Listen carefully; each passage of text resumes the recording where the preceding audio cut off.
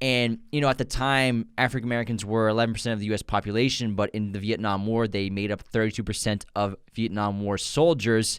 The film talks about the black GI. If you look back at Vietnam War films, there are hardly, if any, black characters at all, even though they made up almost a third of the population of soldiers.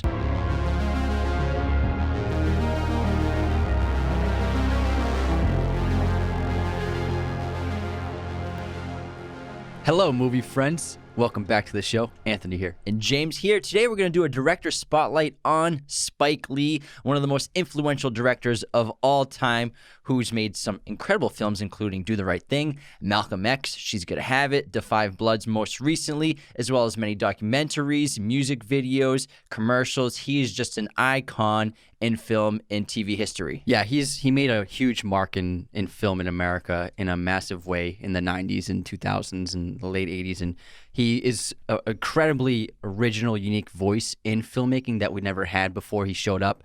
And he's just also like a big student of film. Like his filmmaking comes from classical filmmaking, traditional filmmaking styles.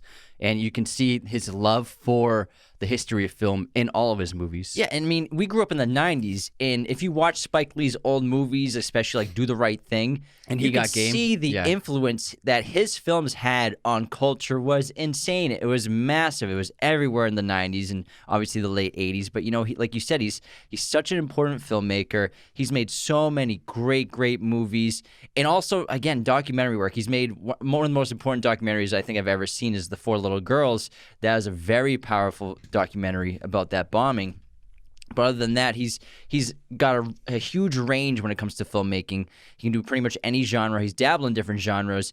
He's even done a South Korean remake with Old Boy. But he's done a little bit of everything. And again, he has a very similar career, I think, to Martin Scorsese. I always like to compare them two together.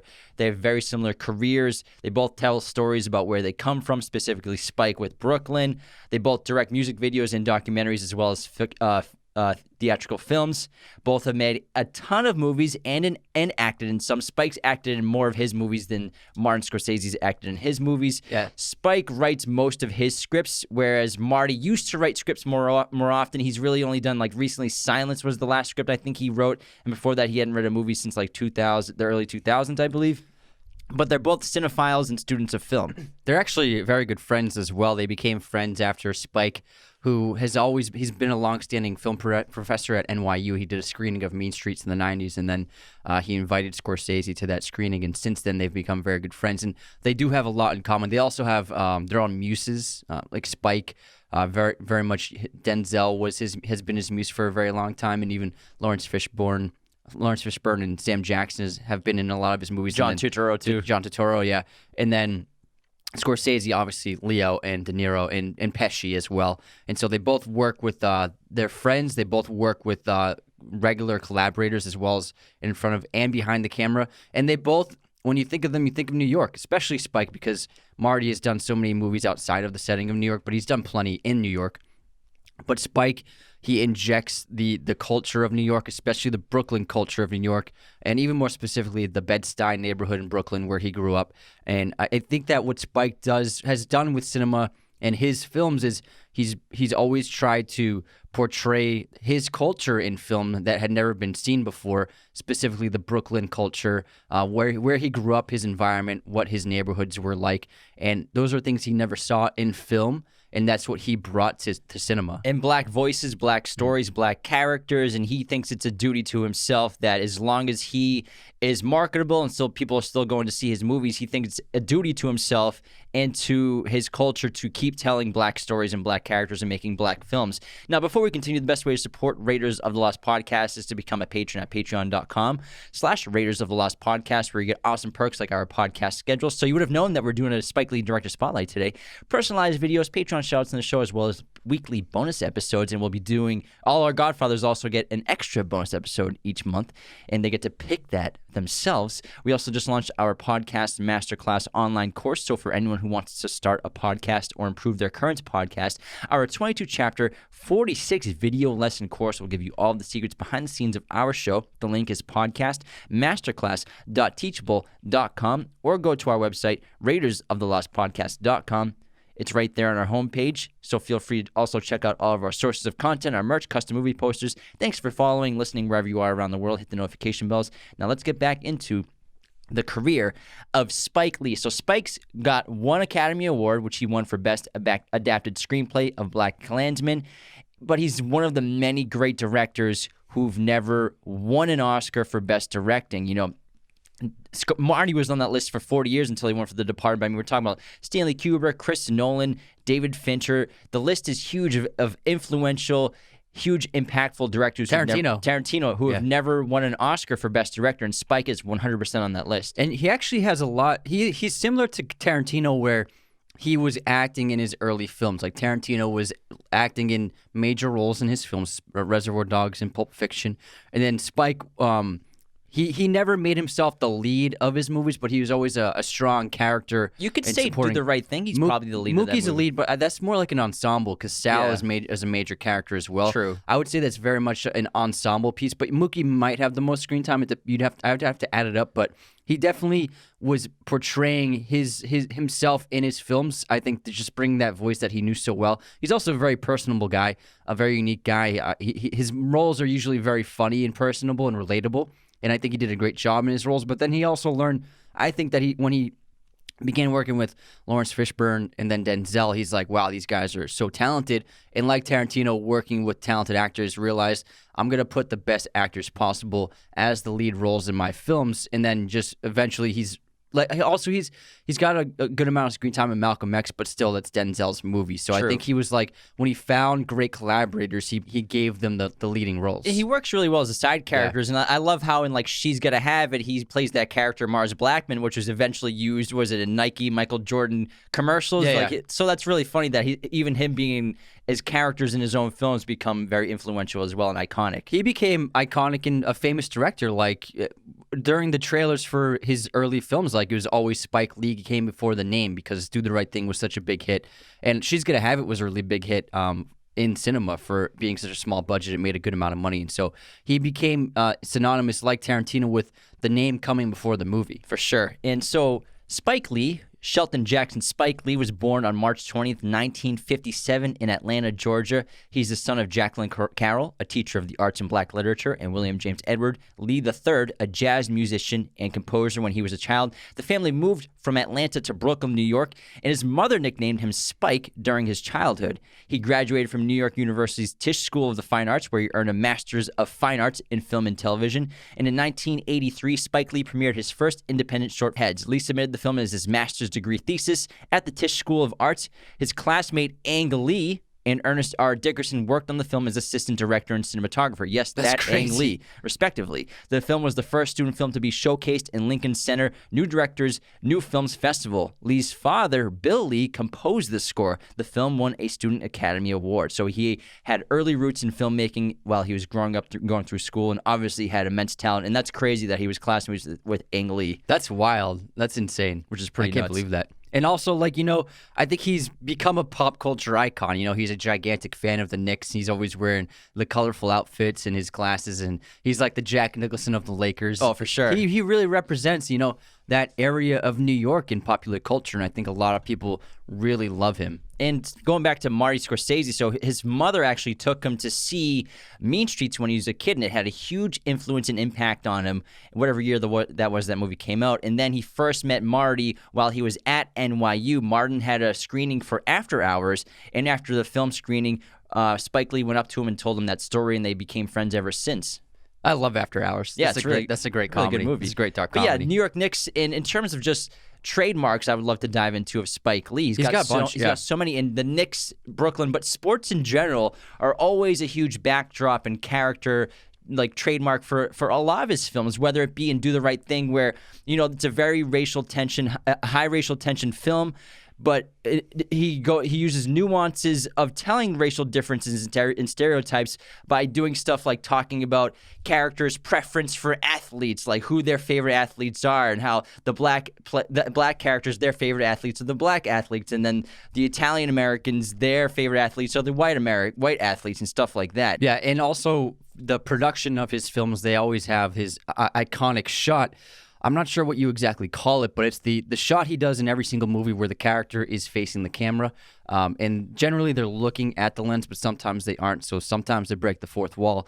And what happens is it's kind of like a POV of the audience looking at the character, and the character is either supposed to be walking in the scene or even floating in the scene. It's called the double dolly shot. Double dolly, okay, thank you. So he puts the camera and the actor on the same dolly, and they move in synchronization with each other, and it looks as though, even though the character is supposed to be maybe walking, it looks like they're just floating across the earth.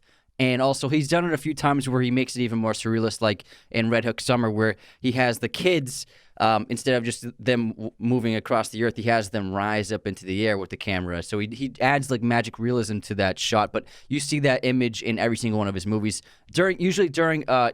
Later in his films, usually during an incredibly conflicting and dramatic moment of the film, and then earlier in the films, in his earlier films, it could be something like just two characters having a conversation. Yeah, or like the characters being pulled towards destiny. Sometimes it's a surreal moment. There's a bunch of great ones. I love the one in Inside Man with Denzel, then also Malcolm X is another great one. He does two in Inside Man because he does the opening with Clive Owen.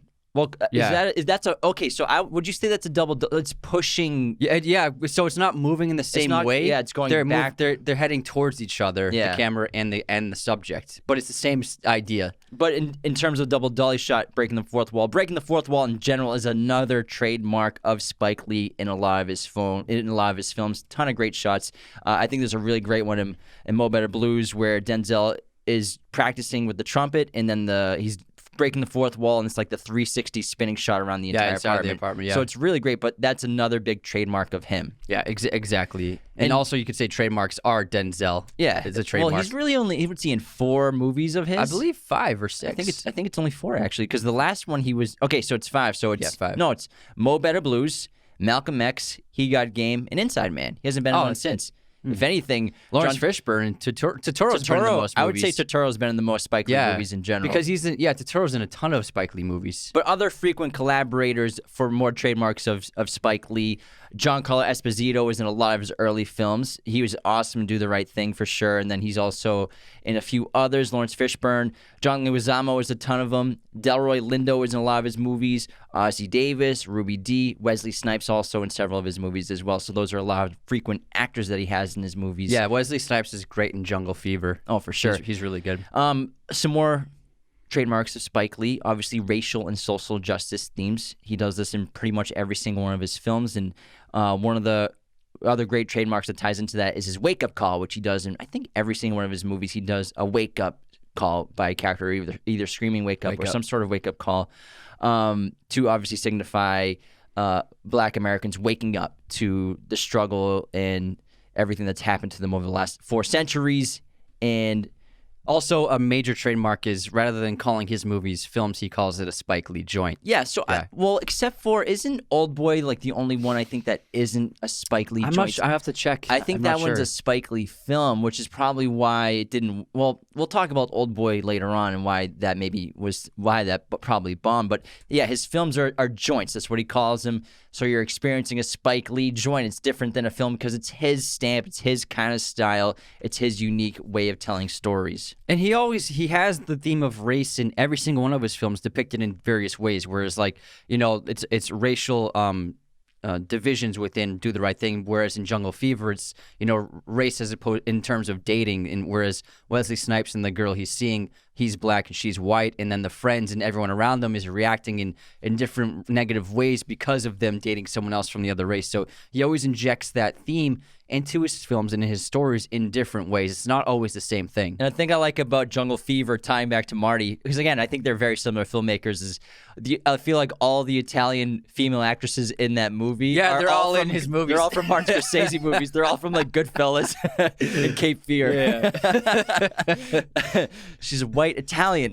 Yep, she's Italian. But his films also have strong female characters. And another trademark I love of Spike is his high contrast, high vibrancy, high saturation.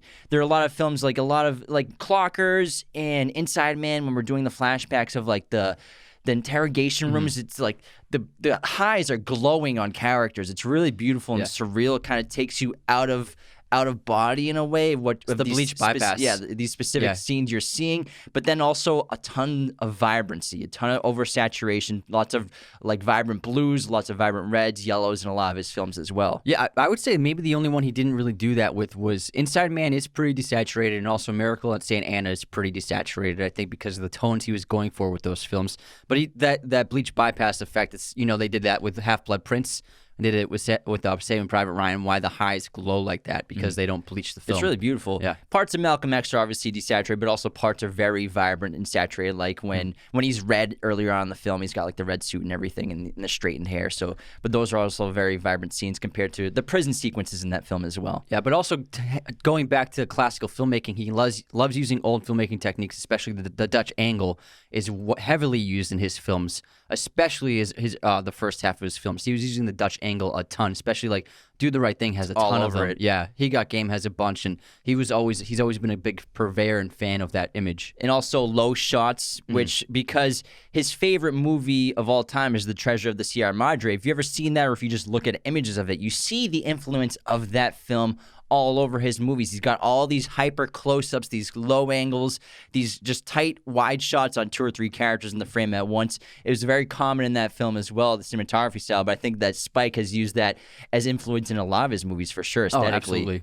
He also has great female leads, which is something that hadn't always been used by male filmmakers, especially, something you could say about Scorsese. He doesn't always have strong female lead characters for his films. His films are heavily portrayed with men and male actors, but Spike always has strong women in his movies. And you could say that She's Gonna Have It, his directorial debut for feature-length film theatrically, was probably like a great signifier of that, where the lead actress, the character of the film, is taking control of her sexuality and being in control of who she dates and who she sees, rather than the men around her life telling her what she needs to do and how she needs to be with each one of them separately. So all 3 suitors are trying to get her, and she's the one in power and control of the situation. She's like in charge of like who I'm going to let date me and if I'm even going to be a monogamous relationship or not. Yeah, and other trademarks include great end credits and also really great opening credits. I think that Do the Right Thing has one of the most iconic opening sequences I've ever seen in a movie before, where it has Rosie Perez dancing for like three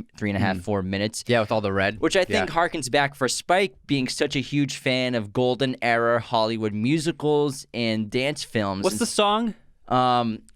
It's Public Enemy. I can't remember. Which Public Enemy is it? It's Public Enemy though. It's one of those tracks.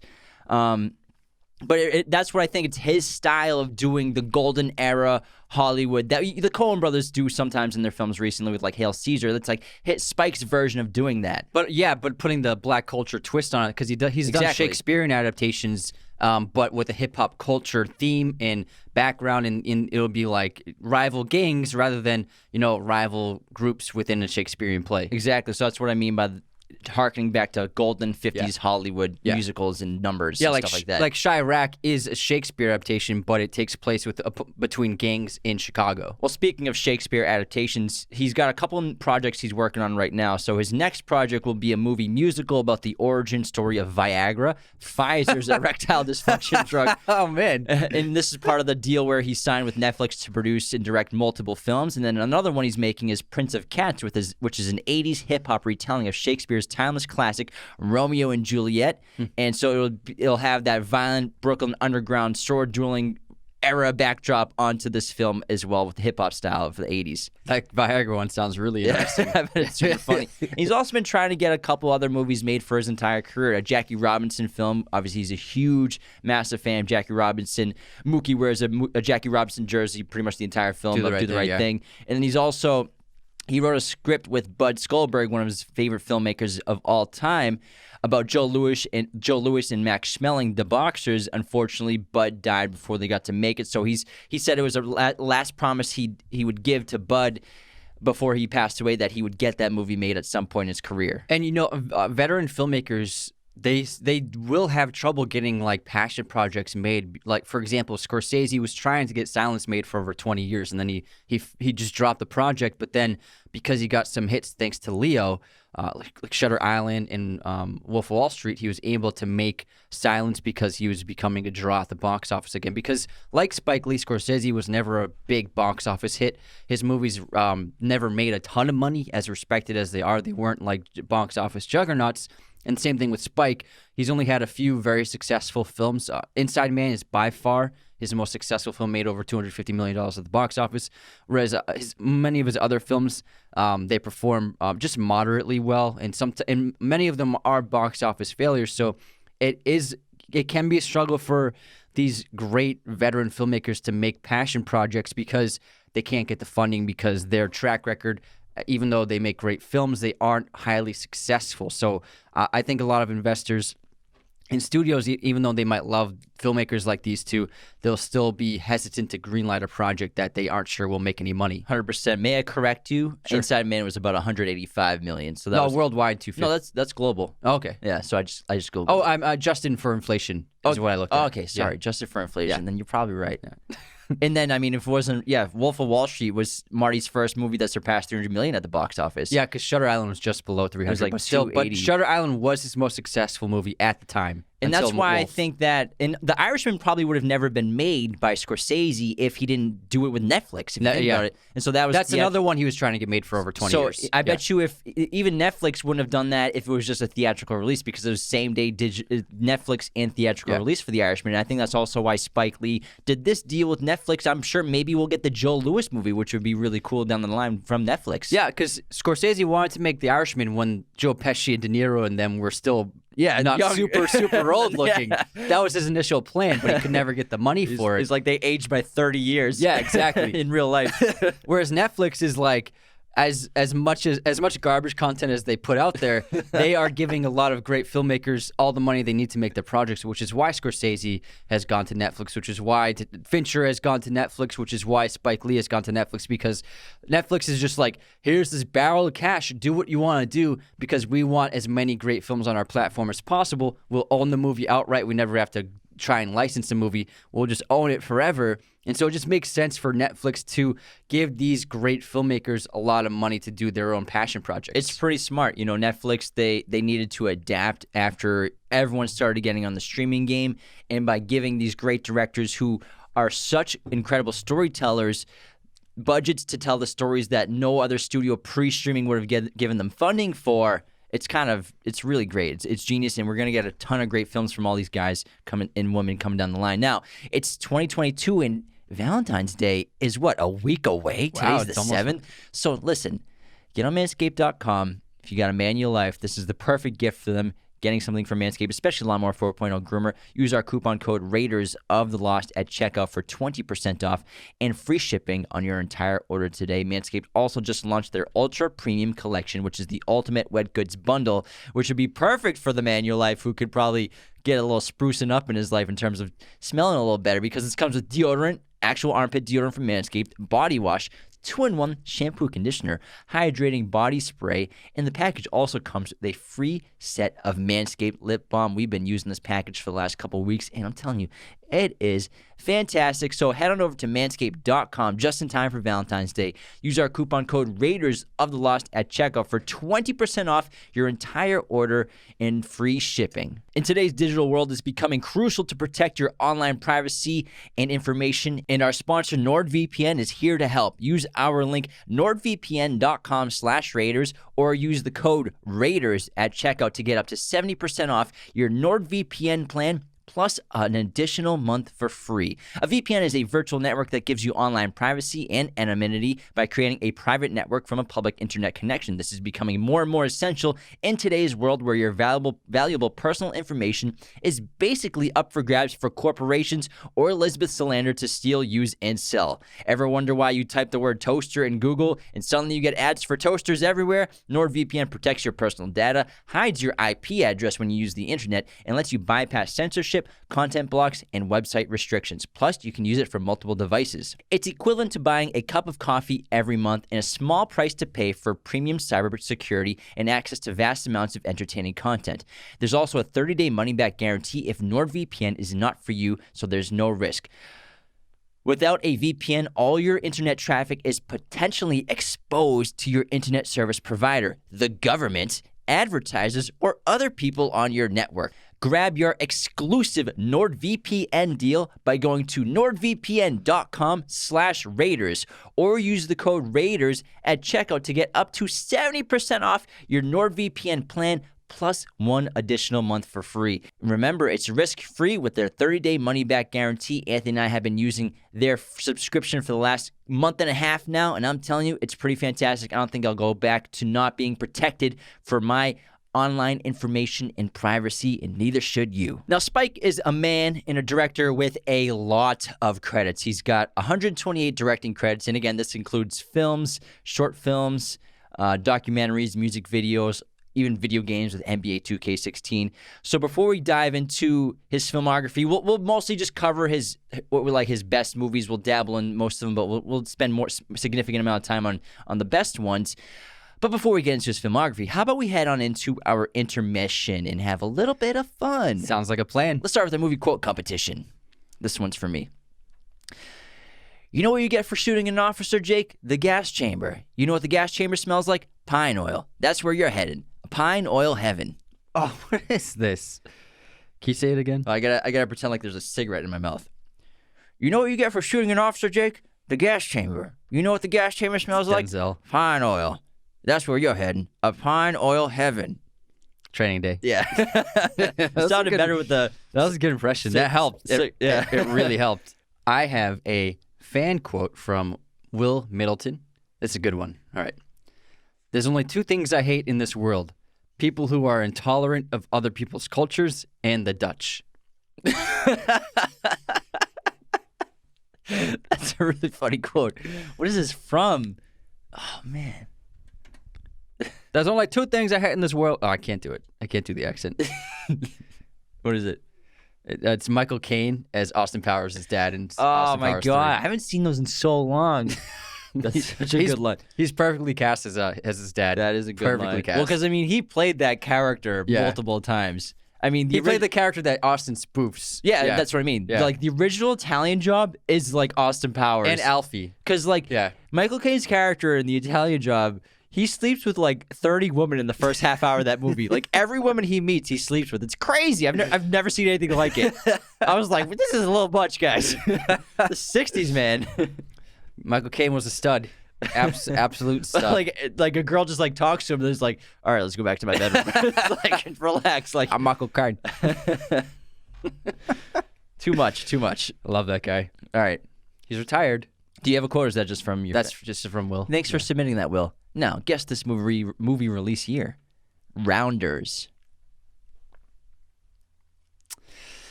I'm going to go with 1998. Nice. Yes. Got it. Appreciate it. I almost said 2000. Almost. Good thing you didn't. It would have been bad. You probably almost said like 1999. But I didn't. But you didn't. I did not. Okay, guess this year. Did not hit her. I did not hit her. I did not. Oh, hi, Mark. Twister. Love this movie. 1996. Correct. Let's go. Nice job. Let's go. High five in the air. Right. 2 for 2.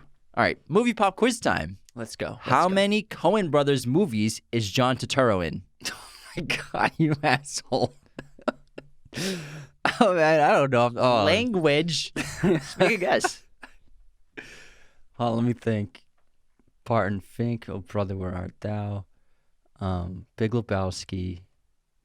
I'm forgetting a bunch, I'm sure. I'm going to go with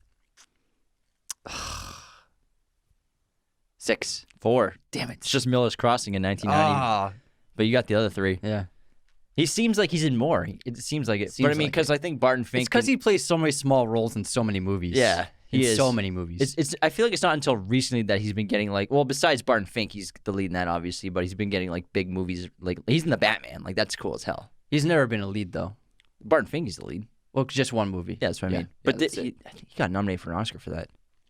I don't know. Pretty sure he did. I don't know. Maybe. All right, your quiz time. I did another actor in movies question. Oh yeah. So how many PTA movies has Philip Seymour Hoffman been in? Hoffman. How many has he been in? Let me think. It's a bit easier to guess. Boogie Nights. Than Cookie. Boogie Nights. What else? The Master. That's it. Punch Drunk Love. He's not in Magnolia.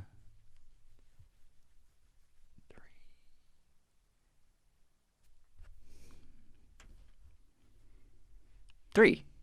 That's your answer? No, I don't know. No, that's your Yeah. no, that's your answer. Let me think. No, that's your answer. The look in your face was like, "What an idiot!" Yeah, you know you're wrong. You're wrong. You're wrong. Hard 8. He plays the craps guy, yeah. and then he's in Magnolia. He's the nurse. Oh my god, He's the in nurse who calls Magnolia. Tom Cruise's character to see forgot. his father on his deathbed. God damn it! Nice try. I haven't seen that movie in a long time. It's a good movie. It's a good movie. It's All right. 3 hours long. What we got for haters, unsubscribes? Who we got? We don't have. I didn't see any real haters this week. It was pretty clean this week. Although, didn't you get in an argument with someone, or was that last week? Did I get? you always get. You always find the haters. Why? Okay. So this is I told you. On a Shuttered Island clip on TikTok. Anthony posted a clip talking about where he ran through a bunch of the clues about the truth behind Teddy's character and the truth about the film. I won't spoil the movie. It's a good clip. And so this person commented, "I watched 5 minutes of this movie. They arrived. I said, actually, hold on, this is gonna spoil it." So he said the twist. So he goes, "I watched 5 minutes of this movie. They arrived. I said to myself," he said the twist to himself, "and then I turned it off. So I wrote, 'Wow, you're so cool.'"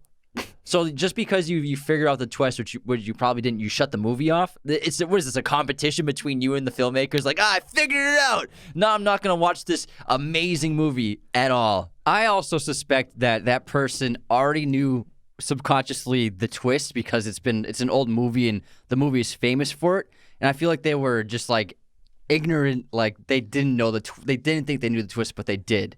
Yeah, true. And also, That's what I think think. when sometimes if you haven't seen a movie and you've heard from so many people like, "Oh, there's a crazy twist," you're just on the lookout for the crazy twist, and, Yeah. and you kind of can guess it. But like when I watched that movie for the first time, I went in blind without knowing there was a twist. Yeah, if you watched that movie in theaters when it came out, You don't know there's- never you don't heard even- anything about it. You don't know that there's a yeah, twist. all you saw was the trailer. There's no friggin' way you would ever guess the twist. That's not possible. It's not going to happen. Unless you're a genius. I mean, yeah, unless you're me. Because of the clues. Oh, yeah. Well, you just said there's no way anyone could have done it. Yeah, well, yeah, I still don't think a genius would figure it out. I think someone pretty clever. Maybe. It's enough for a clever man. I just think that person's full of S. Does anyone know that quote? Say it again? It's enough for a clever man. I don't know. V for Vendetta. Nice. Hugo Weaving. Yeah. All right. So we have a couple of great 5-star reviews. The first one's from River Street. Awesome podcast. That's the review. 5 stars. Thanks so much. And then God, 15368. God, I didn't know you were tuning in. Thank you, God. Golden Girls. Hey, boys, just want to let you know that the Elvis impersonator bit on the Tarantino Reservoir Dogs episode was actually on an episode of the Golden Girls. Oh, that's where it. Quentin dressed up as Elvis with a bunch of Elvis impersonators. B. Arthur would be so disappointed in y'all. Sorry, pal. Thanks for the correction. The correction, God. I think I said it was some other talk show. I can't remember. I think you said it a talk show. Yeah. Not Golden Girls. Well, now we know. Yeah. On this day in film history, today is February 7th. In 1914, Charlie Chaplin debuts silent film character The Tramp in Kid Auto Races at Venice. In 1940, Walt Disney's second feature-length film, Pinocchio, premieres in New York City, and we're going to get 2 Pinocchio films this year. In 1974, Mel Brooks' film Blazing Saddles opens in movie theaters starring Cleveland Little and Gene Wilder. Hilarious movie. And happy birthday to Chris Rock and Ashton Kutcher. Dude, where's my car? 2 icons. No, Chris Rock is an icon. My streaming recommendation is The Great Debaters. Denzel Washington's directorial debut tells the true story of poet and professor Melvin B. Tolston, who taught at the predominantly black Wiley College in 1935 Texas, who decided to start a debate team. somewhat unheard of at a black college. It is a really terrific movie. Yeah, he did a good job with it. My streaming recommendation is The Squid and the Whale, a great family drama by Noah Baumbach. This movie put him on the map, and it's available on Amazon Prime. What's the other Pinocchio movie that's coming out? So there's the Guillermo del Toro one, Yeah. the stop motion, and then Disney's making a live action one. Oh, really? Yeah. And so that's Interesting. the one with Tom Hanks as Geppetto. Joseph Gordon-Levitt is playing Jiminy Cricket. Like, the cast is pretty crazy. That's funny. PTA was trying to get one made for a while. I would love to see a PTA Yeah, Pinocchio movie. he was in development of a Pinocchio movie with Disney, but I'm sure Disney had requirements for the script. Robert Downey Jr. was trying to get one made too for a long time. It was going to be De Niro. Geppetto. It was gonna be Downey. Yeah, Downey and as Geppetto. PTA. Yeah. So yeah, that was the one he was trying to get made for a long time Yeah, too. but I think maybe Disney might have been like, we maybe overseen too much, because PTA does his own thing, like, by far. Yeah, to see him do like a studio old film. established story, A property, a piece of property of fiction literature, that'd be. I don't know if studios would like it. Yeah, because he's not someone who would ever want. He's very stubborn as a filmmaker. He doesn't want anyone to control him at all. It's kind of like when Aronofsky did with Noah, where he basically had creative control over that. And you can tell it's not what the studio wanted, but I still thought that was a really great movie. And he kept his creative control over it. Yeah, well, that's what happens when you have a movie that is one of the most profitable movies ever made with Black Swan. Then you can do anything you want. Pretty much. So, but PTA's never had that. So when you get, if you make, like, Roland Emmerich, Independence Day, it's almost $2 billion adjusted for inflation. We just found out. So if you make a movie that is gigantic and a huge success, that gives you freedom with studios to do whatever you want next. And that's why Aronofsky was able to make such a big movie with Noah. Because remember, everyone listening, people don't make movies for fun. Studios don't make them just because they like making movies. They make them because they like making money. It's a business. A lot of money. They like making movies, but they also like making $2 billion on a $50 million production. You know what I mean? They got a lot of employees to pay. It's a lot of people. A lot of people work for studios. It's a business. Yeah. All right. Do you love movie posters? If you do, there's no better place to get your posters online than at movieposters.com, the #1 place to get your posters.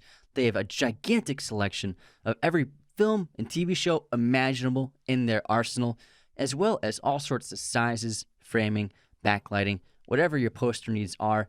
Movieposters.com can handle it. Use our special promo code Raiders10 to get 10% off your order today. If you're looking at our set online on YouTube, you will see that it is covered with these amazing posters, high quality stuff. We love them. Whatever we want, we just hit them up and they send them the posters to us right away. They also collaborate with us in our movie poster giveaway contests. We just did one with our Reservoir Dogs episode. Don't forget to head on over to movieposters.com and use our special promo code Raiders10 to get 10% off your order today. So let's get back into Spike Lee's movies, and we'll go through his filmography. But first, I want to note that his production company, called 40 Acres and a Mule Filmworks, you'll see this in pretty much all of his movies, is the production company of Spike Lee. Founded in 1979, the company name is a reference to the phrase most often used to refer to the early Reconstruction period policy and episode of events in which certain recently emancipated black families in the Georgia coast were given lots of land no larger than 40 acres, and in some cases surplus army mules. The order, issued in 1865 by General Sherman as Special Field Order 15, was later revoked by Andrew Johnson, and the land was taken away from the freed slaves and returned to the previous owners. So that's why that is the name of Spike's production company. How about we dive now into the majority of Spike's filmography and His narrative films.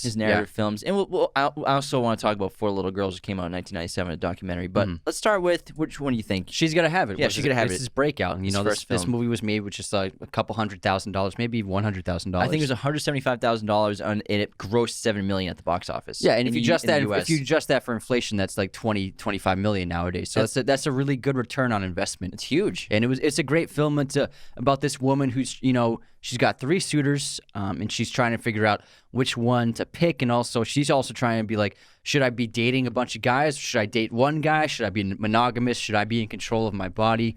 And she often breaks the fourth wall. It's got really creative filmmaking, really creative cinematography, a lot of great uses of lighting and playing with the lighting. And he showed his mark for creativity with this film. Yeah, this woman is taking control of her life, her sexual identity, her body, her choice. That's basically the theme of the film, and the story arc for the character being courted by these three different men who again are constantly telling her why she needs to be why she needs to choose him, why you need me in your life, I'm everything you need, I'm the perfect guy for you, and she's the one that's really in control when that she's in charge of her life. Yeah, exactly. It's got a great ending, and I really love the breaking of the fourth wall in this because it's something he'll end up doing in almost all of his films. And the idea of the film originated from Spike having conversations with him and his friends about women, and She's Gonna Have It was recently adapted into a television series for Netflix. Oh, cool. So I think Must have been part of his deal. I think it's in like it's like season 3, I think, of it. So it came out, I think, 2019. There's so many shows on Netflix. It's hard. It's hard to even keep track. Whenever people, I love when people I love when they send us like things to watch and like, hey, you guys should check this out. But it's impossible to keep up. There's so much TV out there, and like I've just started watching Dark on Netflix. I have one time for one show at a time, and I watched episode 6 of Boba Fett just because it's pretty hype. But like other than that, we don't have time to watch all these TV shows. It's too much. I love how you skipped 5 episodes of Boba Fett. I'm telling you, it's ironic. The 2 best episodes of the Boba Fett show are where Boba Fett's hardly in them. The Mando show. I think he has 2 minutes of screen time in episodes 5 and 6. That's pretty funny. Because episode 5 also I checked out. That's basically the book of Mandalorian. Yeah, I don't even watch that many TV shows. Just Succession right now. And there's a lot. That's the problem. I just can't do it. I can't binge a show. And when there's multiple seasons. But anyways, let's get back into Spike Lee's filmography. And so next up, he has School Days, which came out right after that, which is about a historically black college and the sororities and fraternities within that college. Also, he throws in a lot of protests and unrest about apartheid in Africa and the students' reactions to that. So a lot of great thematic elements thrown into the story. Yeah, it's Spike's version, you could say, kind of Animal House in a way, but obviously more dramatic and serious with the it's got great hazing scenes. But yeah, the hazing sequences and stuff like that are really funny and iconic, I think, and really great musical numbers as well. Yeah, and Spike Lee plays the lead of this movie. He's like the center of the film, the story. And then in Do the Right Thing, which came out in 1989, Spike dropped, you could argue, his best movie in his career. Like, it's up there, top 2 or 3 for sure. Number 1 maybe. And, not only was it one of the best films of 1989, it's one of the best films of that decade for sure.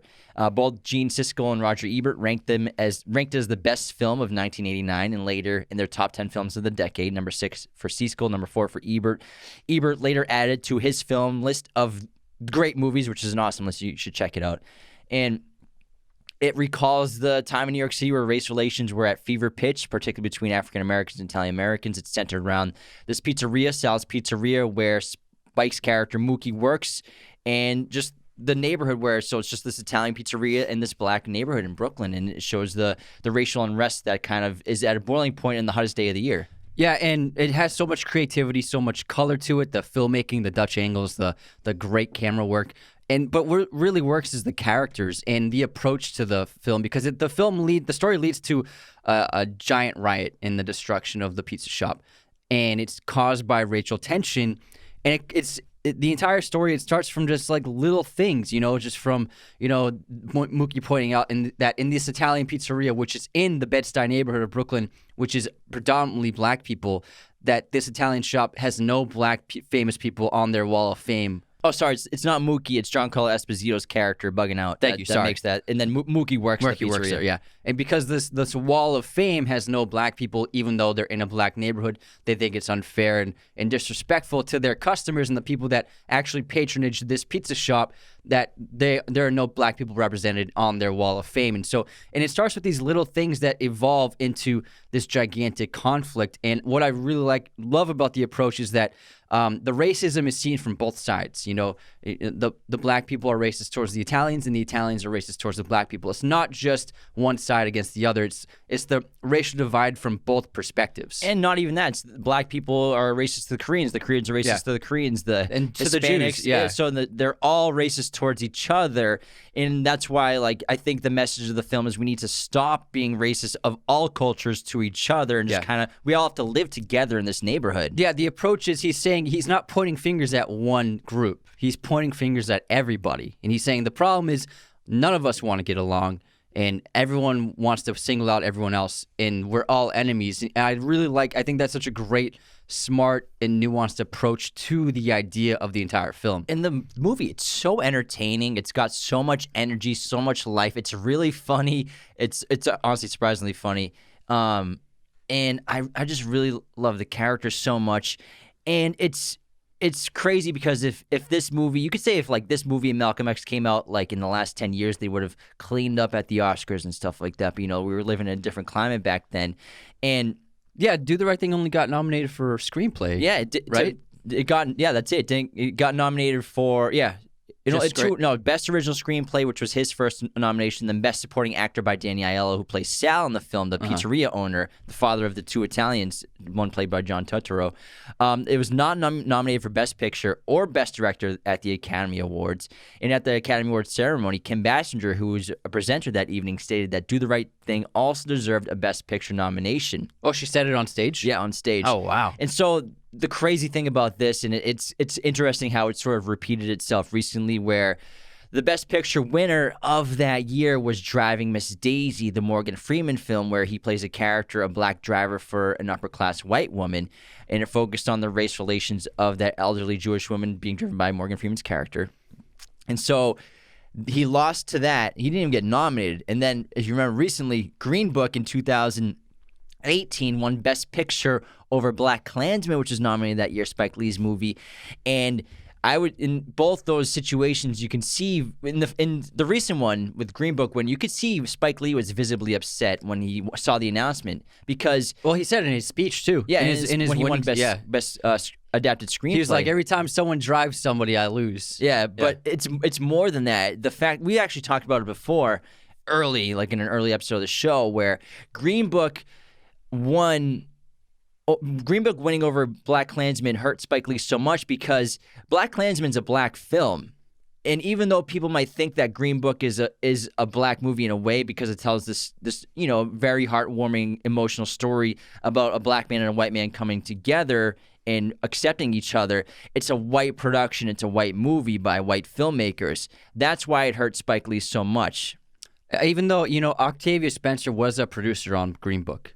But the entire filmmaking production, it was predominantly white. Like Peter Farrelly was the director. Yes, but I mean that's the same thing with Driving Miss Daisy, where it's a race-related movie with white filmmakers. Same thing with Green Book, race-related movie with mostly white filmmakers, whereas his movies were race-related movies by a black filmmaker. Yeah, 100%. But I disagree that I think that Roma was the best movie that year, and Alfonso Cuarón, who won director, he should have won Best Picture as well. Oh, I think Roma was the best movie too, but I just think that that's what Spike Lee was feeling in both those situations. It's interesting and pretty sad that it kind of repeated itself. Yeah, but 30 years later. Yeah, it's pretty strange how that worked out timing wise with a movie. Each movie has someone driving another character around. But he did win Best Screenplay, which he definitely deserved. I think BlacKklansman, it could be his best film. I need to watch it a couple more times, but it really is an excellent movie. It is. I would say, like, for me, his best films are Do the Right Thing, Malcolm X, BlacKklansman. Also, The Five Bloods is awesome. That's a really good movie. I think you got to throw in 25th Hour and Inside Man as well. Oh, yeah, true. I think those are really great movies. I think Inside Man is a terrific thriller. I think it's in its top 5 as well. And we'll get to in a little bit. Yeah. But when asked by journalists from BBC if Best Picture winner Green Book offended him, Spike Lee replied, "Let me give you a British answer. It's not my cup of tea." That's funny. All right, let's move on to Jungle Fever, which came out in 1991. This deals with, like Anthony was talking about earlier, interracial relationships, infidelity. This also is Halle Berry's first film role. She was in a couple TV series, but she actually plays a crack addict along with Samuel L. Jackson. This movie stars Wesley Snipes in the lead role. Yeah, Wesley is really terrific in this film, and it's about a man who he's in a relationship, but then he begins an affair with a white woman, and the film is about the reactions of the people in their lives when they react to first his friends, how they react to him dating a white girl, and then the woman, her friends reacting to her dating a black guy, and things like, one of her friends says, if your dad finds out, he's going to kill him, and then Wesley Snipes' friends, one of them played by Spike, he's like, he thinks it's funny because Wesley Snipes he tells his friend that I'm cheating on my girlfriend. And then Spike is like, "Oh, I thought you had some big news to say." And then he goes, "She's white." And he's like, "Whoa, that's an H-bomb." But also, it's his depiction of race in this film. One of the main themes is skin color not just white and black, but also, a black person who's light-skinned, because Wesley Snipes' current girlfriend is light-skinned, and there's a conflict between, that idea of racism, and then also the idea of Jungle Fever is that Wesley Snipes, Spike is saying in the film, Wesley Snipes thinks he's in love with this woman, but it's really the fact that she's the opposite race that is what he's infatuated with, and Spike Lee, that's the entire theme of the movie. Really great movie. Yeah. Very funny moments. But also, before that, he came out with Mo Better Blues, which was his first... Did I skip that? I'm sorry. Yeah, first Denzel collaboration where Denzel plays a jazz musician. Really terrific film. Looking right at my notes. Yeah. Just right by me. 1990, Mo Better Blues, which is awesome. Yeah. It's a really good movie. And it again... Similar to Martin Scorsese's careers, they both made jazz movies with Denzel with Mo Better Blues, and then Marty, New York, with Robert De Niro playing a sax player. Mm-hmm. Very similar. Mo Better Blues, this is an awesome Denzel performance. He just commands the screen so much. This is after he won his Oscar from Glory. What was it, 1989 or 1989? 89, the year before. And man, this guy just commands the screen like no one else, and he's so charming, really cool. Interesting, suave as hell in this movie. Spike Lee plays a character who's the manager of the jazz club, but no one wants him to manage it anymore, and so they want Denzel's character, the trumpet player, to become the new manager of the jazz club. And it's just about a power dynamics inside the jazz club between all these people and musicians. Yeah, terrific filmmaking, really creative, like that POV 360 shot, just amazing filmmaking. He did a terrific job. All right, next up we have a big one. It's Malcolm X, which was actually produced by Warner Brothers, and this stars Denzel as the title character. Spike also co-stars in the film, and it could be his best movie. It's really epic. It's over 3 hours long, and it shows Malcolm X's journey from his humble beginnings to becoming such an influential figure in the world. I think it's really a perfect film. One of Denzel's best performances. He should have won best actor. Denzel should have another Oscar, and also Spike should have been nominated for multiple things, including Best Picture. It's just a really amazing film. Yeah, it got 2 nominations. That's it. It got nominated for Denzel for acting and costume design. And again, if this movie came out today, it'd get 11 nominations. Definitely. It'd be like Return of the King. It'd win like 8 awards. It'd be insane. It is an epic in every sense of the word. It's an incredible performance from Denzel, and it's a genre mashup in a way. When you tell the story of someone so influential, someone so interesting, and someone who went through so much real transformation as Malcolm X, and you learn so much about him in this film. The character goes through so much, and Spike Lee does an incredible job telling those different stages of his life, from before he's in prison, when he's in this culture of these black Americans who think they have to try to, become white in a way, which is so tragic, especially the scenes where he's getting his hair straightened by Spike Lee is always straightening his hair and how much it burns. And his hair straight, he's like, look at me, do I look white? It's really sad and tragic. And then he finds his identity while he's in prison from his mentor, and finds the culture in the religion of Islam, in the Nation of Islam, and then becomes Malcolm X later on in the film. And it's an incredible journey, amazing film.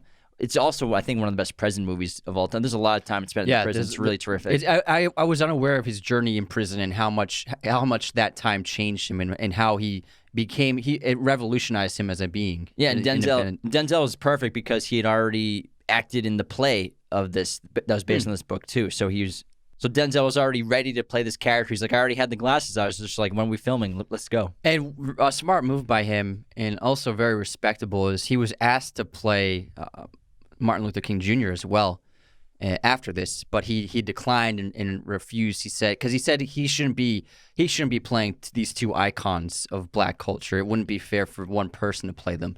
But he was asked multiple times to play Dr. King. Next up, we have a couple of small movies. Crooklyn, which is a great little family comedy drama in Brooklyn. Coming of age. Yeah, it's about kids in Bed-Stuy and what that culture was like, not for adults, but for young children. And I think it was a really funny, touching, it's a heartwarming film, ultimately about great themes like family and love and peace. But it's very funny. It's very graphic, like the way the kids talk to their parents. It's like I would never talk to them. I would never talk back. I never once talked back to my parents in my entire life. Dad would have thrown you down the stairs. Yeah, just kidding. But it's funny. The kids are very cute and very charming. And then Clockers, which came out in 1995. Now, Clockers is a really good watch, and I love it because it's a blend of Martin Scorsese and Spike Lee. He produced it. Yeah, so Scorsese produced this film, and Spike Lee co-wrote and directed it. And you can really see it's a mashup kind of their styles in a lot of the way. Like, you get a lot of, like, Scorsese characters, like, especially Harvey Keitel as this detective. It's like, that is a Scorsese character 100%. And then you get John Turturro as another detective. So it's just a great blend of these styles of filmmaking and storytelling. And you can tell, they're great friends and they have great styles. And just it's a mashup. It's so fun and to get both of their styles in one film. And also culturally relevant because it's about Keitel and Turturro played detectives investigating a murder, and their prime suspect is a black man who was at the scene, but he didn't commit the killing, but he's being accused, and he's the prime suspect. And it's about how police treat black people in that neighborhood, and how this man, he's being wrongfully persecuted for this with no evidence to prove that he was even the culprit, only that he was there. And it's a really terrific film. Keitel is really fantastic in this movie. And then it also introduced us to Mekhi Phifer. Oh, you remember his future in 8 Mile. B Rabbit's bud. B Rabbit. There's no movie. There's no Mekhi Phifer. Yeah. Oh my God. It's just because he's got a buzzed head in this movie. Yeah, he's got no hair in this one. It's Mekhi Phifer. You're right, as opposed to the dreads. Yeah. I love the Anthony Anderson and Kevin Hart in Scary Movie 3. The spoof of that. Anthony Anderson's like in love with him. He's like, I love you, man. I fucking love you. That movie's just ridiculously It's a funny. great spoof. All right, let's move on to, how about we get out of narrative features and talk about Four Little Girls, which came out in 1997. Let's do it. Horribly tragic story. This film recounts the people and events leading up to one of the most despicable hate crimes during the height of the Civil Rights Movement, the bombing of the 16th Church in Birmingham, Alabama. In that attack, 4 little African-American girls lost their lives, and a nation was simultaneously revolted, angered, and galvanized to push the fight for equality and justice on. It is a heartbreaking story. It's a really tragic and emotional documentary. Again, Spike's made several documentaries, but this is probably his most powerful. Yeah, it's extremely emotional, extremely resonant story, still relevant around the world today, and I think everyone should definitely give this a watch. A lot of these documentaries, they've been getting a lot more notoriety these days, but I think they're important stories to be told for sure in the culture of America. Next up, 1998, we got He Got Game. Now, this is the next Denzel collaboration with Spike Lee.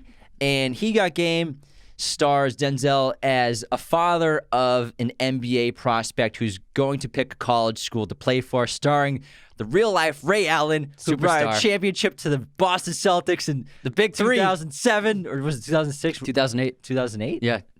The Big Three. Was that 2008? I think 2007. So. It could have been. Hold on, let me check. But Ray Allen, he's considered one of the greatest shooters of all time, especially three-point shooters. Like, he was the three-point guy before Steph Curry came onto the scene. 2008, you're right. 2008, thank you.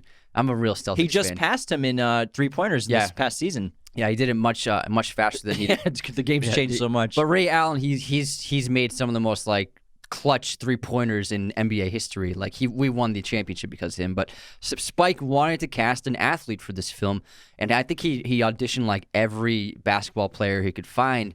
And Ray Allen, he's not an actor, but he actually does a pretty good job in this movie.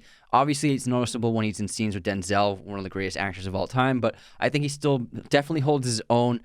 Spike Lee purposely wrote him as being a quiet, modest guy, whereas like his dad is a motor mouth. So I think that was a smart way to approach the film. If you're going to hire a non-actor for a role, give them as little dialogue as possible. Yeah, and Denzel plays the father who's very controlling, empowering over his son, pushed him very hard his entire life, is in prison, but can get out early if he can convince his son to accept scholarship to play at the specific school. The governor of the state to make a deal to get out early.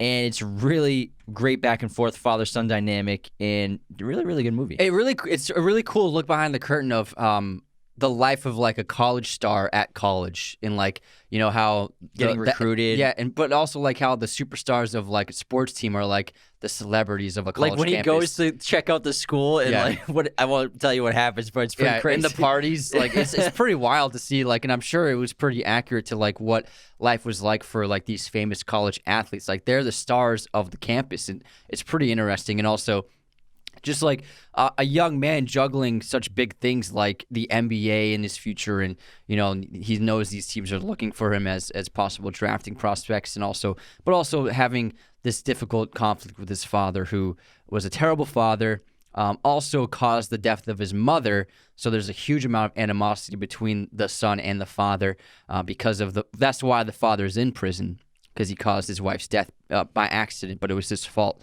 And so it's a really difficult relationship. And I think that Spike, he makes a great film. It's very ambiguous at the end and metaphorical.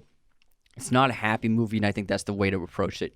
Next up, Summer of Sam, 1999. This is about the son of Sam, the serial killers that happened in, was it Brooklyn? In 1997. It was like the Zodiac for San Francisco. This son of Sam was for Brooklyn. David Berkowitz. So if you've seen Mindhunter, that person, that serial killer is portrayed in that show as well, the son of Sam serial killer. It's about the inhabitants kind of turning on each other, suspecting each other. Obviously, the racial tensions involved as well in the neighborhoods of Brooklyn. And I love the portrayal of Italian Americans in this movie. It's really funny. And then Adrian Brody, it's one of his early movies, and he plays a heavy metal punk rock singer. He's got this crazy spiky hair and the British flag T-shirt. Yeah, but it was one of his earliest roles.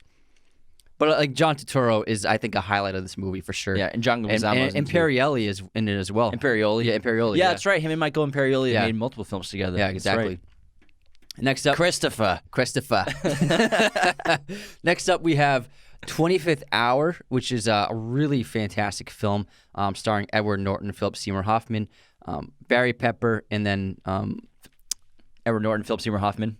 No, Rosario Dawson. Rosario Dawson, yeah, thank you. And it's about a criminal who's he's been convicted of all of his crimes, and he's going to prison for a very long time tomorrow. And it's about his last day as a free man before his sentencing begins, and it's what he does over this last day. It's a really terrific look at this man who is coming to terms with his life. He's trying to, connect to his past, right all the wrongs of his life before he's gone, and say goodbye to the people who matter most to him. It's a really terrific film. Really great performances. One of the most powerful moments of the film is that great 5-minute dialogue that Edward Norton's character gives, because there's the backdrop of this is immediately after 9/11 this film came out, and so it's the backdrop of that on New York City, kind of speaking to the city in a way post 9/11. So it's a really emotional film, and I like it a lot. Really great performances in acting. But hold on, before that, we got to point out that in 2000, he directed the documentary The Original Kings of Comedy, which is a classic comedy special. Bernie Mac, Cedric the Entertainer, D.L. Hewley, Steve Harvey. Man, that is a funny special. Yeah. Those guys are iconic. That's actually one of Spike's most successful movies at the box office. Is it really? It's like number 3 or 4. Let me see if I can find those numbers. Yeah. It was a huge hit. 38 million box office. Yeah. Whoa, that's a lot for a comedy special. That's a lot. That's crazy. All right, let's move on. But I love 25th Hour. It's really fantastic and amazing performances. It's like his most it's very relatable, very emotionally, it has great emotional depth, and it's very much a fantastic character piece. All right, let's get moving. We're like an hour in so far. Oh, yeah. How about 2006? We'll go with Inside Man. Yeah. This is such an underrated heist movie. It's kind of like a genius idea. We won't spoil how it happens, but like it makes me want to be a bank robber and think I could pull it off because it's so damn clever. Stars Clive Owen as this mastermind bank thief, jewel thief, and then Denzel Washington plays the detective assigned to dealing with the takeover of this bank. Yeah. He's the hostage negotiator, pretty much, and also stars Jodie Foster, Chiwetel Ejiofor, and Max von Sydow. Really excellent cast. It's a really great script and so well directed. Denzel and Clive Owen sharing scenes together is great. Also, Denzel and Jodie Foster, them having scenes together is just like iconic. Like these two heavyweight actors of cinema, and they have multiple sparring matches. It's such a great movie. I really adore it. I think it's one of the best heist movies of all time. It really is. And you mixed up the old white guys. It's actually Christopher Plummer. I'm sorry, not Max von Sydow. Man. Old white guys. These old Swedes. These old Swedes. They look a lot alike. But yeah, Inside Man's great. It's so. I've seen it like 8 times. I really like this movie. Willem Dafoe's in it too. Oh he plays a cop. Yeah, it's great, man. Yeah. But like I put it in like top 10 heist movie all time for sure. It's so good. It's really really great. And then Spike came out with his only war film, Miracle at St. Oh, it's his Up to the Point. His Miracle at St. Anna.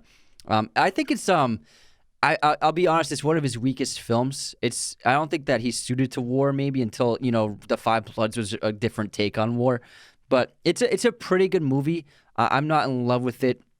I like the story and the idea of it, but I'm not sure the execution was quite there. Over the next several years, he did a ton of music videos, including a couple for Eminem, Kelly Rowland, Cat Williams, TV special for comedy.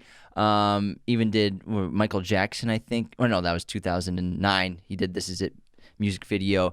He also came out with Old Boy in 2013. So this is a remake of the South Korean masterpiece, which I actually just watched the other day. Did you? Again. I love that movie. So it's in my like top 25 all time favorites. Really it's great. So Old Boy, it's a masterpiece, the original. And when Spike remade it, this movie bombed at the box office. It made $5 million because I think it's not that it's like if you saw this movie on its own, if Old Boy, the original, didn't exist, it's not a bad movie. It's a good movie. It's fine. But I don't think you can remake a perfect film. You can't remake a masterpiece. And I think that the studio that wanted to do this, they underestimated how much people love the original and how that made them not want to see a remake of that film, to see an American Hollywood remake of a great South Korean piece of film. Yeah, I mean, now hopefully less foreign films are adapted into American films because, the popularity of things like Squid Game and Parasite showed that they can become very successful in America. Well, Parasite's being adapted into a TV show, I think, for Netflix. I forgot. Yeah, with Mark Ruffalo. But God, I mean, Bong Joon-ho is producing it. Yeah. And writing it, I think. I don't think he's writing it, but he might be producing it. Mm-hmm. But it's just Old Boy is a perfect film. Also, the South Korean tone, it wasn't. I don't think American audiences were ready for it. I don't think so either. Or understood it. It's a different kind of tone. It's a different kind of filmmaking. It's like Squid Game. I think people were getting the grasp of it. Parasite as well, that humor. But it's just a perfect movie. And you have a great cast like Josh Brolin, Elizabeth Olsen, and Charlton Copley. He's awesome as the villain. But I just think that this proved that there's no point in remaking a masterpiece of a movie just for American audiences. They can just watch Old Boy on their own. I know. I mean, I know it's happening more and more often, and they're not always bad. But the thing with Old Boy is a special movie. That is like one of the best movies ever made, man. That's so good. How do you remake that? I also don't see I thought it was an odd choice for Spike to pick to make, and that's what I mean. Because it's already a great film. I understand if he wants to make a movie from the 50s or 60s that with modern technology and great new storytelling techniques, he can make something not an improvement, but a great new version of a story. But to make a movie that came out only not even 10 years previously, I mean, I thought that was a strange pick for him. That's why I said earlier, I don't think Old Boy is a Spike Lee joint. I think it's a Spike Lee film, which is different than a Spike Lee joint. Maybe he only does that if he writes it. Maybe, but still, I don't think I'd watch it again, And it's crazy that you have these stars in it and it only made $5 million. I think that shows you that no one wanted to see it because of it being what it was. Oh yeah, 100%. So it's nothing against Spike. I think if anyone made a remake to Old Boy, no one would want to see it. Yeah, and I feel bad because Josh Brolin put himself through hell during the production. At one point, he had to lose 20 pounds in a week, and then he had to gain 15 pounds in a day. In a day? He ate he just kept eating for an entire day to gain weight because he had to show weight fluctuation, and he nearly he had serious mental health problems. Well, the problem with that character, which is different than the South Korean version, where he does lose weight in that one, but he's not it's not that was they weren't let's show his weight difference. Yeah, in the Old Boy, the remake, he's absolutely shredded and jacked out of his mind, but they show him overweight first. Yeah. But even with his overweight belly, you can still see he's absolutely yoked underneath. Like he's just got like a pot belly. Jacked with a pot belly. And Josh Brolin seems like naturally a thin guy naturally, so he only gets weight like in his like a belly area, whereas in the Bong Joon-ho film, he has a more full face. You can just tell from his face that he's at least 40 pounds larger than he is. Yeah. You know what I mean? And then in the Josh Brolin, the Old Boy one, the remake with Spike Lee, Josh Brolin's character, when he loses the weight, then he's becomes like he's like just ripped out of his mind. But you could see that already before he lost the belly fat, which didn't really, when I watched him, I'm like, that makes no sense. He's like enormous below this belly. And also they didn't have the tone of the humor of Old Boy's original. Like you said, it's funny and the insanity is played for laughs. Like he's crazy, but it's silly. Whereas Josh Brolin, he's not silly. He's just dark and grim. But anyways, let's move on. Moving on. Watch the original. Yeah. He made a couple of interesting films. The Sweet Blood of Jesus, which is kind of his version of a horror film. And also Chirac, which is a Shakespearean adaptation where he, I can't remember the Shakespearean story or what it's called, but he sets it in gangland Chicago. And then gun violence is the backdrop of that film. Yeah. And then in 2018... he showed that he still has it with BlackkKklansman. It's an amazing movie. And John David Washington is just really excellent. Terrific story. Adam Driver as well. He got nominated for Best Supporting Actor. It's funny. It's dramatic. It's got a great story. What's his name was the villain from that 70s show? Topher Grace. Topher Grace. He did a good job as the Klan leader. But I just think it was one of the best movies by far that year, without a doubt. It's so good, and the story, it's one of those situations where the truth is stranger than fiction. Yeah. You know, Ron Stallworth, he was a police officer cadet, and then became the first police officer, first black police officer in Colorado Springs, and then he wanted to become an undercover cop, and then he infiltrated the Ku Klux Klan using a white surrogate to meet Ku Klux Klan members and became a member of the Ku Klux Klan, which is crazy. And I love he uses like a white guy voice when he talks to them on the phone. You can do anything with the right white man. And John David is really terrific, and he has so much of his dad in him. Like when I saw this, it came out before Tenet. When I saw this, because I hadn't seen his TV show Ballers. Yeah. So this is the first thing I saw John David in, and I was like, this sounds just like Denzel. It's crazy how much he sounds like him. In Ballers, does he play a running back? Yeah. Because he was a running back in real life. So John David Washington was on the Rams. Was in the NFL. He played a couple seasons, mostly practice squad player, but still, what an accomplishment to be in the NFL in general. Just to make a team, is insane. And a lot of people are like, oh, it's because he's Denzel's son. It's like, that is the stupidest thing I've ever heard. Yeah. Why isn't every football team and baseball team full of people's sons and daughters and sports teams? Football is all about performance, and if you can actually get things done. It doesn't matter whose son you are. It's all about production. If you don't produce, you don't make a team. I think that's a testament to both the work ethic of John David Washington from being not only successful in NFL and just even if you make the NFL and you're not like a long-term player, that's still a very successful thing to do. And it's not like he was acting in his all his life. He was just playing football. But then now to become one of the biggest actors in Hollywood, the same life. That's crazy. Two great accomplishments, a testament to work ethic, but also you could probably say a testament to fatherhood of Denzel Washington, probably being a great parent and influence on him in his life. Yeah, I'm sure he instilled great work ethic and stuff as well. But to be an NFL player, then also to be in the biggest movie of the year in 2020 is crazy. I think Denzel is a terrific role model for young people to try to emulate. Yeah, he's definitely a role model for me. He's a great influence for sure. I love watching just Denzel interviews and him talking just off camera, just not on film. His just speeches at colleges. He's an incredible speaker and really influential person. To raise someone that becomes an NFL player and a movie star is pretty incredible. Yeah. But Adam Driver's in this. He's awesome in this movie. But it's such a crazy movie. It's so fun. It's unreal. And a lot of people said this was like Spike Lee's kind of return to form in a way. I don't think he ever lost his form. It's just he just likes telling the kind of stories that he wants to tell. I mean, Chirac is kind of like a misstep. It's not great, but I mean, it's hard to make movies. And the thing with Spike is he's not making.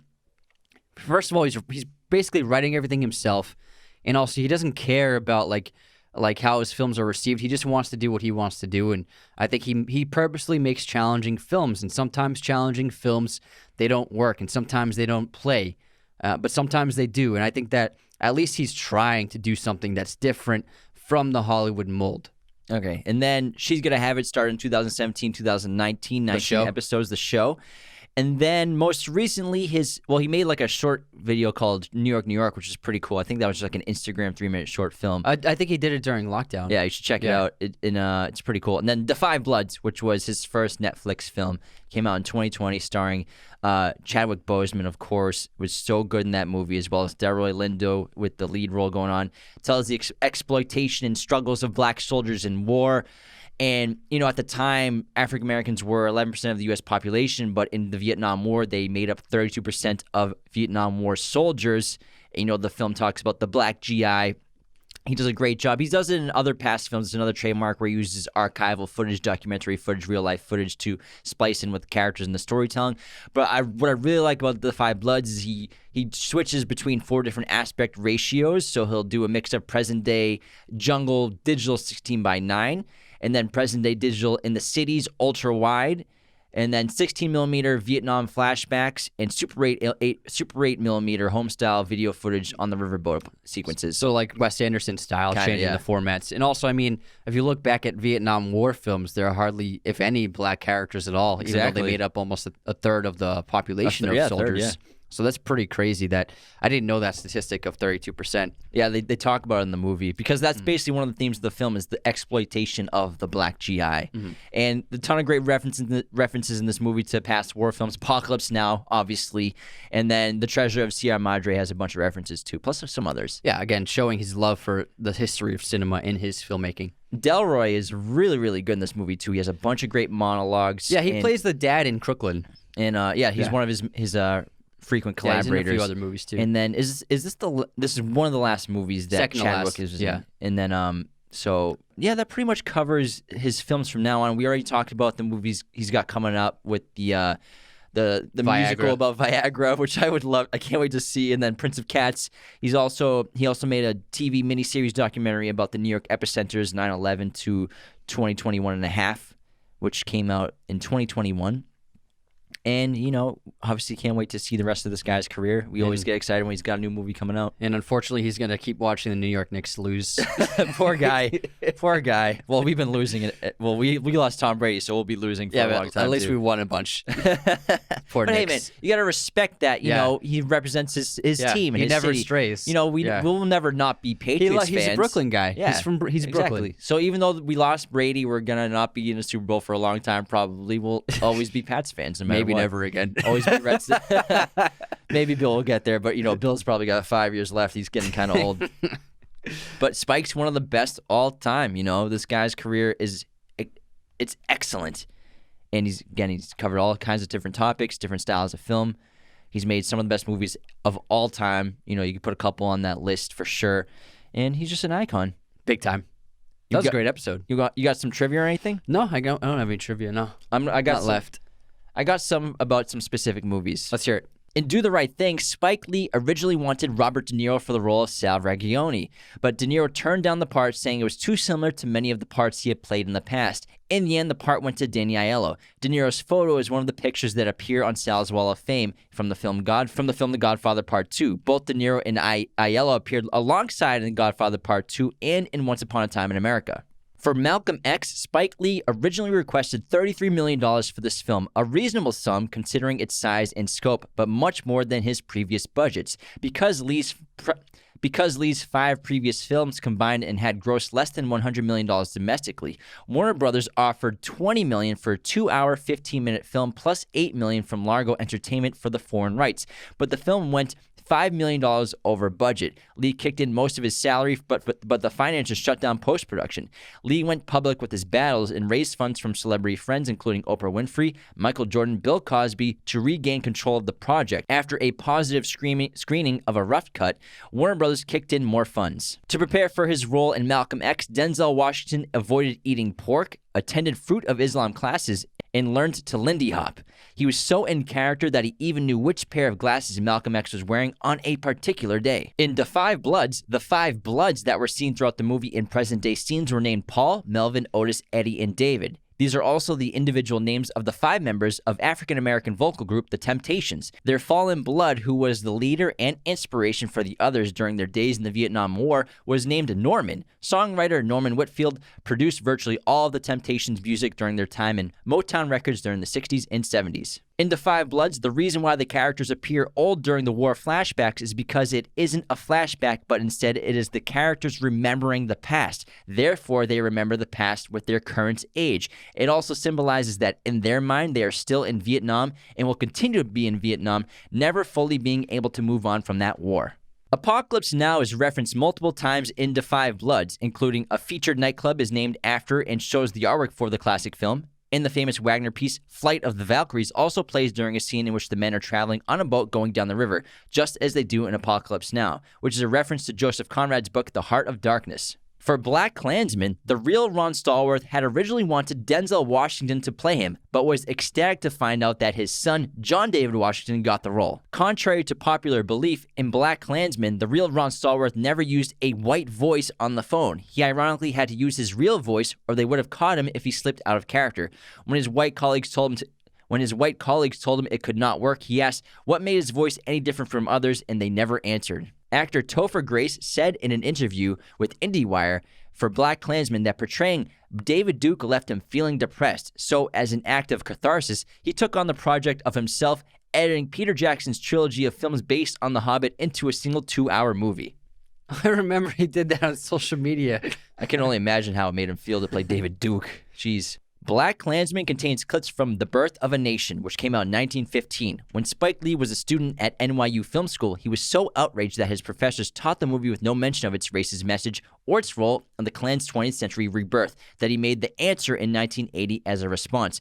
Many professors took great offense, and Lee was nearly expelled. He ultimately was saved by a faculty vote. After Lee's film industry success, he became a professor at NYU Film School and artistic director of the graduate film department. John David Washington claimed that although he had known Spike Lee due to his father Denzel Washington's long collaborations with them, the two of them were not close acquaintances prior to BlacKklansman. In fact, when Washington received a text message from Lee saying he wanted to talk about a role, he wasn't sure whether to believe it since he did not have Lee's number in his contact list and had never received a text from him before. All right, that wraps our episode on the great Spike Lee.